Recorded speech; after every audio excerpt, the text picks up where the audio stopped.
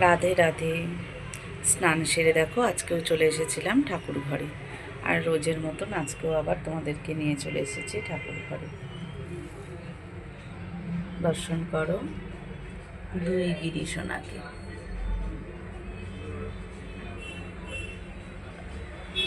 রাধা মাধবকে দর্শন করো আর সমস্ত দেবদেবীকে দর্শন করো।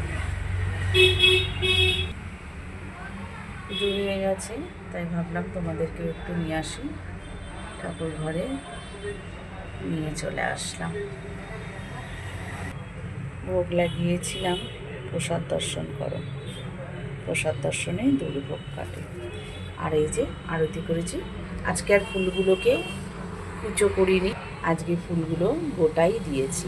তো দেখো এই গোটা ফুলগুলোকে এবার এখান থেকেই সাজিয়ে দেবো সুন্দর করে, আরও সুন্দর লাগবে দেখতে। ফুলের মধ্যে দুই গিরি সোনা বসে রয়েছে, কি অপূর্ব সুন্দর লাগছে দেখতে, তাই না? সিংহাসনটা দুটো গিরি একদম সিংহাসন জুড়ে বসে রয়েছে, অপূর্ব সুন্দর লাগছে। চলো, পুজো হয়ে গেছে, এবার প্রসাদটাকে নামিয়ে নেব। আর ওদিকে তো মেয়ে রয়েছে, ওই টিফিনের ব্যবস্থা করেছে। তো চলো এইবার প্রসাদটা নামিয়ে নিই। ঠাকুর ঘরের সামনেটাতেই বসলাম, এই যে গিরি সোনার জামা নিয়ে বসলাম। আগের দিন বেরিয়েছিলাম গিরি সোনার জন্য দুটো জামা কিনেছি, তবে এখনও পুজোর জামা সেরকমভাবে কিনিনি, নর্মালি কিনেছি। তবে পুজোর জন্য একটু ডিজাইন দেখে কিনবো, কিন্তু এই জামাগুলো এখন দেখছি বেশ ভালো লাগে, এখন পরাই তো। আর এই যে জিনিসটা এত সুন্দর করেছে যে গলা থেকে পরিয়ে দেবে দিয়ে ঘাগরা, মানে এখন আর আলাদা কোনো ওড়না দিয়ে জামা, ওড়না আলাদা আর ঘাগরা আলাদা, ওরকম জামাগুলো যেন এখন আর অত ভালো লাগছে না। এটা বেশ পরাতেও সুবিধা, আর ওড়নাগুলোও বেশ একদম একসাথেই সেট হয়ে থাকে। এটা কিনেছি মেয়ের গিরি সোনার জন্য একটা, আর এই একটা একই জামা, তবে কালার দুটো আলাদা।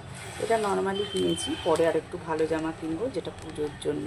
আর পুজোয় পাঁচটা দিন 5 রকমের পরবে না, তা তো হয় না। তো দেখো আপাতত এই দুটো কিনে নিয়েছি আমি। আর এই যে একই জামা, এটা আমার ছোট্ট গিরির জন্য কিনেছি। গিরির এরকম জামা আরও দুটো আছে বলে সেজন্য আমি এটা একটাই নিয়েছি, কেন আরও জামা তো কিনবো সেজন্য। আর এটা দেখছো, এটা হচ্ছে মেয়ে কিনে নিয়ে এসছে গিরি সোনার জন্য। এটা আমার গিরি সোনার জন্য মেয়ে কিনে নিয়ে এসছে, বেশ সুন্দর হয়েছে, একদম পুজোর মতনই ড্রেস হয়েছে, তাই না? আর কালারটাও খুব সুন্দর, তার সাথে আবার ম্যাচিং করে একটা এই যে পাগড়িও কিনে এনেছে, খুব সুন্দর হয়েছে, ম্যাচিং হয়ে গেছে, বেশ ভালো লাগছে। আপাতত এই পর্যন্তই, এই কটাই কেনা হয়েছে, আবারও যাব, আবারও কটা কিনে আনবো। আর একটা জিনিস কিনেছি, এটা আমার জন্য। সেদিন যে স্মার্ট বাজার গেলাম, এই যে এই মশলার ডিব্বাটা আমার জন্য কিনেছি। আছে সবই কৌটো, তবে এরকম আমার নেই। আর স্মার্ট বাজারে গিয়ে বেশ ভালো লাগলো এটা দেখতে, কালারটাও সুন্দর, আর কত সুন্দর লাগছে দেখো দেখতে। তাই এটাকে নিয়েছি আমি আমার জন্য, এটা ওই মশলা রাখবো। কেমন হয়েছে বলো তোমরা, আমার তো বেশ লেগেছে তাই কিনে এনেছি। চলো এইবারে টিফিন খাওয়া যাক, তারপর হবে আবার রান্না বান্না। আজকের সকালের টিফিনটা আর বাড়িতে বানানো হলো না, আজকের টিফিনটা আসলো বাইরের থেকে।